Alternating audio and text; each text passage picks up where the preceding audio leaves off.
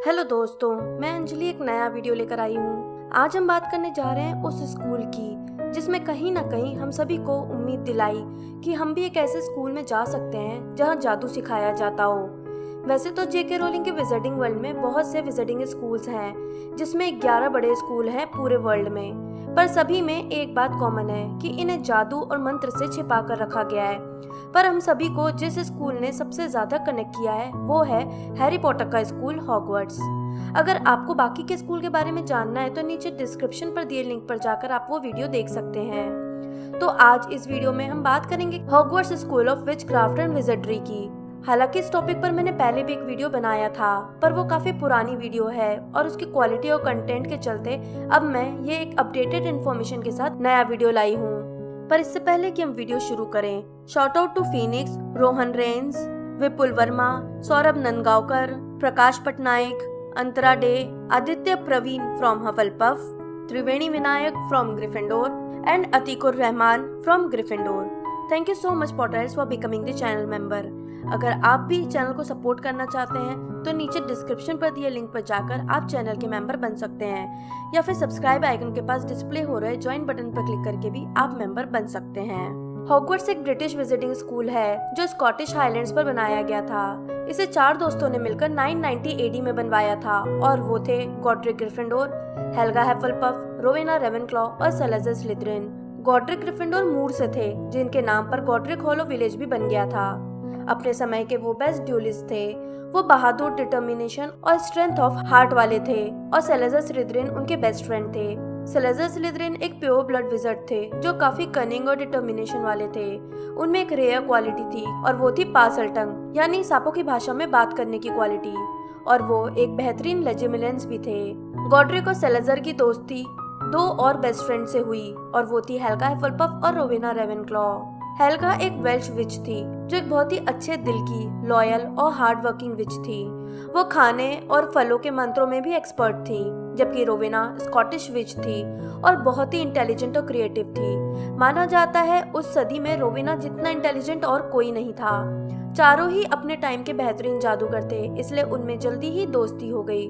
और क्योंकि उन जमानों में जादूगरों को मगज से छिपकर रहना पड़ता था, जिस कारण बहुत से बच्चे ऑब्स्क्यूरियल बन जाते थे या फिर अपने पावर का सही और फुल यूज नहीं कर पाते थे, इसलिए चारों ने डिसाइड किया कि वो एक स्कूल बनाएंगे जहां जादूगर बच्चों को अपने जैसे लोगों के बीच रहकर जादू सीखने का मौका मिले, जिसे वो सही तरीके से यूज और कंट्रोल करना भी सीखें। और इस तरह उन्होंने हॉगवर्ट्स स्कूल बनाया। इसे बनाने की जगह रोवेना ने ही सिलेक्ट की, क्योंकि वो खुद स्कॉटलैंड की थी, इसलिए उन्होंने ही स्कॉटलैंड के हाईलैंड्स को चुना जहां एक बड़ा महल बनाया जा सके, उसके पास बड़े ग्राउंड बनवाए जा सके जहां झील से लेकर बगीचे और जंगल तक हों। बड़े से ब्लैक लेक के ऊपर इस महल को बनवाया गया, जिसमें 3 सबसे बड़े टावर थे, एस्ट्रोनॉमी, रेवेनक्लॉ और ग्रिफिंडोर टावर। स्कूल में टोटल 142 स्टेयरकेसेस थे जो अपनी जगह बदलते रहते थे। यहाँ तक कि कुछ सीढ़ियाँ तो ऐसी भी थी जो सिर्फ फ्राइडे को ही किसी पर्टिकुलर जगह ले जाती थी और मंडे को कहीं और। हॉगवर्ट्स को फुल ऑफ सीक्रेट्स से बनवाया गया, यहाँ तक कि खुद डम्बलडोर का मानना था कि उन्हें हॉगवर्ट्स के सारे रूम या सीक्रेट्स नहीं पता थे। और स्टेयरकेस को इस तरह से बनवाया जाए और सीक्रेट रूम्स और रास्ते रखे जाए, ये आइडिया भी रोवेना का ही था। किचन में फूड की प्रिपरेशन और रेसिपीज हेल्गा ने डिसाइड की थी और उसी का आइडिया था कि उसमें एल्व्स काम करें, ताकि इतने सारे एल्व्स को रहने की जगह भी मिल जाए और वो काम भी कर ले और उस घरेलू हिंसा से बच जाएं जो अक्सर जादूगर परिवार उनके साथ करा करते थे।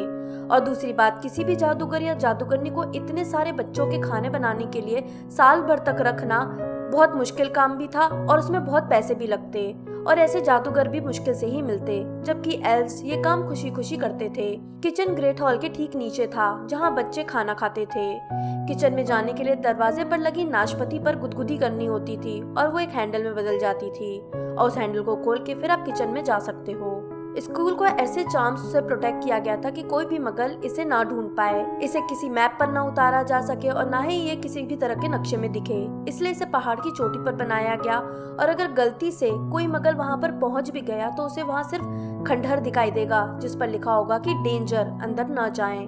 अब बात आई कि स्कूल में जो बच्चे आए तो उन्हें कैसे पढ़ाया जाए, क्योंकि ये चारों ही हॉगवर्ट्स के स्टार्टिंग के टीचर भी थे, तो चारों ने डिसाइड किया कि वो बच्चों को आपस में बांट लेंगे। और इस तरह हॉगवर्ट्स के 4 हाउसेस बन गए, चारों फाउंडर्स के नाम पर। ग्रिफिंडोर ने कहा कि वो बहादुर और होशियार बच्चों को अपने हाउस में लेंगे। रेवेनक्लॉ ने कहा कि वो सिर्फ इंटेलिजेंट और क्रिएटिव बच्चों को अपने हाउस में लेगी। स्लिदरिन ने कहा कि वो सिर्फ प्योर ब्लड और एम्बिशियस बच्चों को ही अपने हाउस में लेंगे। और हफलपफ ने कहा कि वो उन सारे बच्चों को अपने हाउस में ले लेगी जो बच गए हैं, और सभी बच्चों का सिलेक्शन अनबायस्ड वे में हो। इसलिए ग्रिफिंडोर ने अपने सिर से अपनी हैट उतारी और चारों ने अपनी अपनी चॉइसेस उसमें डाल दी ताकि सिलेक्शन वो हैट करे, बच्चों के दिमाग के अंदर झांक कर। और तब से उस हैट का नाम सॉर्टिंग हैट यानी बोलती टोपी रख दिया गया। चारों बहुत खुशी से सब बच्चों को पढ़ाने लगे। यहाँ मैक्सिमम बच्चे ब्रिटेन और आयरलैंड के आते थे और सभी बच्चे आपस में मिलकर भी रहते थे। ग्रिफिंडोर हाउस के बच्चों का कॉमन रूम और बेडरूम ग्रिफिंडोर टावर में था, जिसका डेकोरेशन ग्रिफिंडोर के फेवरेट कलर रेड और गोल्डन से किया गया था। उसकी एंट्रेंस पर फैट लेडी की पोर्ट्रेट थी जो पासवर्ड बताने पर ही अंदर जाने देती थी। रेवेनक्लॉ का कॉमन रूम रेवेनक्लॉ टावर में था, जहाँ का डेकोरेशन ब्लू और ब्रॉन्ज कलर से था। उसके डोर पर एक चील बनी थी जो क्वेश्चंस पूछती थी और उसका सही आंसर देने पर आप अंदर जा सकते हो। हफलपफ का कॉमन रूम किचन के पास था और येलो और ब्राउन कलर का गोल कमरा था। उसके डोर पर एक नकली बैरल बना था जिसमें बिज्जू की आवाज की तरह ठोकना पड़ता था ताकि दरवाजा खुल जाए। जबकि स्लिदरिन का कॉमन रूम और बेडरूम्स डंजन में था जो कि झील के नीचे था और ग्रीन और सिल्वर कलर में उसका डेकोरेशन किया गया था। वहाँ भी अंदर जाने के लिए आपको पासवर्ड बोलना पड़ता था। ग्रिफिंडोर की तरह हर हाउस के कॉमन रूम में उसके हेडमास्टर की छाप देखी जा सकती थी।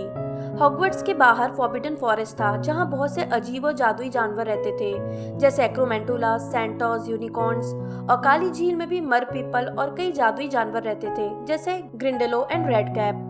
हॉगवर्ट्स का ग्रेट हॉल जहां ब्रेकफास्ट, लंच, डिनर और पार्टीज होती थी एंट्रेंस पर था और वहां की छत पर जादू किया गया था कि बाहर के आसमान जैसी दिखाई दे और उसमें हजारों मोमबत्तियों से रोशनी होती थी।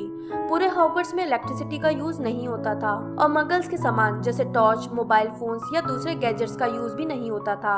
ये वहाँ काम भी नहीं कर सकते थे। हॉगवर्ट्स की पेरीफेरी में घुसते ही ये सारे गैजेट्स काम करना बंद कर देते थे वहाँ पर किए गए जादू के कारण। इसके अलावा वहाँ कोई एपरेट और डिसेपरेट भी नहीं हो सकता था, ऑब्वियसली हाउस एल्व्स को छोड़कर। सब कुछ सही जा रहा था जब तक कि एक दिन ग्रिफिंडोर और स्लिदरिन में बहस नहीं हो गई। जैसे पहले भी बताया गया था कि उन जमानों में विजर्ड्स को मगल से छिपकर रहना पड़ता था, इसलिए स्लिदरिन को मगल से नफरत थी और इसी कारण वो मगल बॉर्न बच्चों को भी हॉगवर्ट्स में पढ़ने नहीं देना चाहते थे।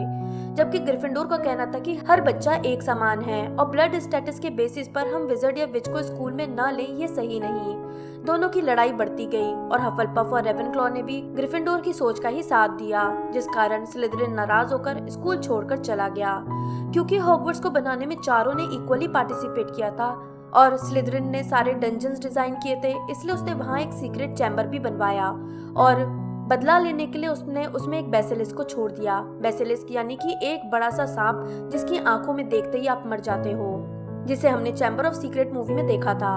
क्योंकि स्लिदरिन पासल टंग था और बेसिलिस्क सिर्फ अपने ब्रीडर की ही सुनते हैं, इसलिए स्लिदरिन ने उसे हिंट्स के थ्रू चैम्बर में छोड़ा ताकि आने वाले टाइम में उसका खुद का वंशज आए और इन हिंट्स को समझ जाए और चैम्बर ऑफ सीक्रेट्स को खोलकर उस बेसिलिस्क को आजाद कर दे और वो सारे मगल बॉर्न बच्चों को मार डाले और हॉगवर्ट्स में फिर कभी कोई मगल बॉर्न न पड़े या स्कूल बंद हो जाए, जैसा स्लिदरिन बदला लेने के लिए चाहते थे। और ऐसा करने के बाद वो वहाँ से चले गए।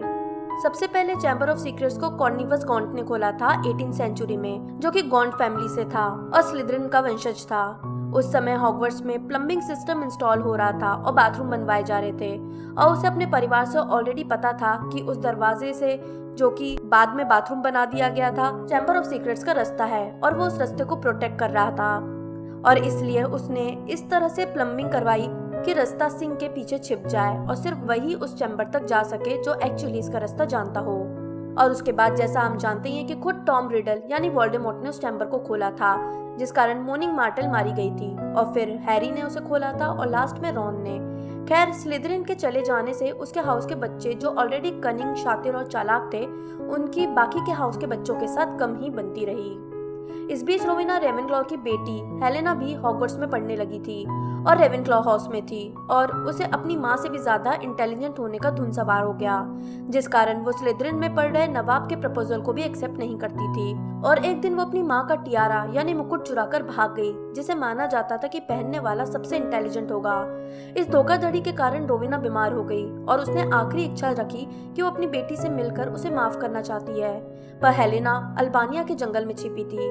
रोवेना ने नवाब को भेजा कि वो हेलेना को ढूंढ लाए। नवाब उसे ढूंढने के लिए निकल पड़ा, पर हेलेना ने मुकुट को एक पेड़ के तने में छिपा दिया और जब नवाब ने उसे ढूंढ लिया और उसे साथ चलने को कहा तो हेलेना ने नवाब के साथ जाने का मना कर दिया, जिस पर गुस्सा होकर नवाब ने हेलेना को मार डाला और फिर खुद को भी, और दोनों की आत्मा हॉगवर्ट्स में भटकती रही।